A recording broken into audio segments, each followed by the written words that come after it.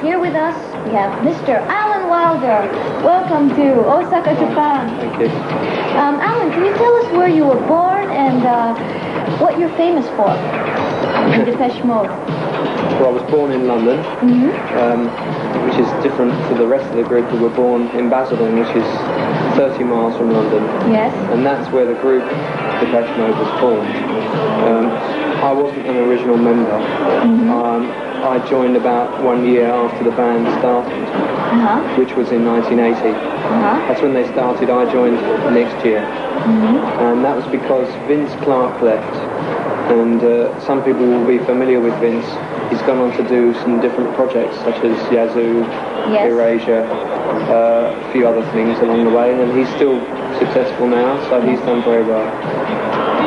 But anyway, going back to our group, we, as I say, we started in 1980. Our first album was called Speak and Spell. Since then we've had 6 albums. Almost one a year, you know. We've done a lot of touring and we've had a lot of success over the world since then. And what are your hobbies? I'm quite interested in photography. Photography? And films, you know, watching films. Are you the youngest member of the band? No, I'm the oldest. The oldest member? Oh. And what do you do when you write songs? Are you also a songwriter? Well, I do write sometimes, but not very often. Martin writes most of the songs in the group. What he normally does is he actually starts maybe on an acoustic guitar, and then he makes a small demo tape on a 4-track cassette machine, and then he presents it to the group, and we take it. You know, it's a series of different stages, and we work on it, you know, on several different stages until we take it to the studio, which is the kind of the polishing sort of stage, you know. Now with Martin, he has a bisexual wardrobe, I hear. How do you feel about the fashion trend of this era, with Martin also with his fashion? He likes to wear skirts and things. Do you find it trendy? Or... Yeah, I don't think about it very much, you know. To me, fashion is too fickle and changes too much to be very interesting. Although we like to look up to date and modern and feel comfortable in what we wear. Or I'm speaking for myself, really. You know, that's as far as my interest in fashion goes. You know. Meaning, well, getting your hair cut and. Well, meaning just. I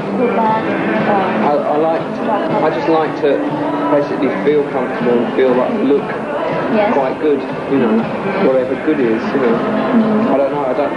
To be honest, I'm not that interested in it. Do you think the band's fashion has something to do about the history of the band itself? I mean, being Depeche Mode? I don't think so. I think the only reason we've managed to keep going is because we write good songs. And I think that's what's important. And where did you find the name, Depeche Mode? It came from a French fashion magazine. You have a cover song, Route 66, which is doing really well in the United States. You should be coming here very soon, too. Yeah. That's a very interesting song. Who found that song? Who decided to I can't remember record it? Whose idea it was. We just wanted a B-side. It was a very quick idea. We needed a B-side to our Behind the Wheel single, which is a driving song. Yes. And we were looking for a cover version because we didn't really have time to write one of our own songs. We were looking for a cover version that fitted in with the theme of Behind the Wheel. So we were looking for a driving song, and Route 66 came up. And we thought, yes, okay, we'll do that. It was done very quickly, very much as a spontaneous idea. It was never intended to be a single or anything like that. The Americans, in typical fashion, always prefer our B-sides to our A-sides, and they wanted to release that as a single. Do you enjoy making videos? Sometimes, yeah. It depends on the situation and the ideas, really, and who you're working with.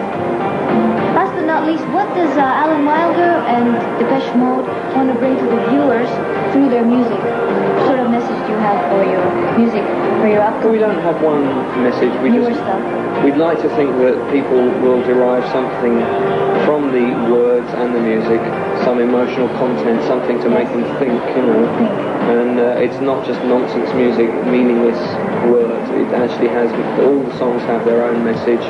And I'd like to think that even though maybe there's a language barrier, more so here, still like to think at least people get some emotion from the music, or maybe from the words as well. Thank you very much. Sneak interview, Alan Wilder of Depeche Mode. Thank you. Thank you.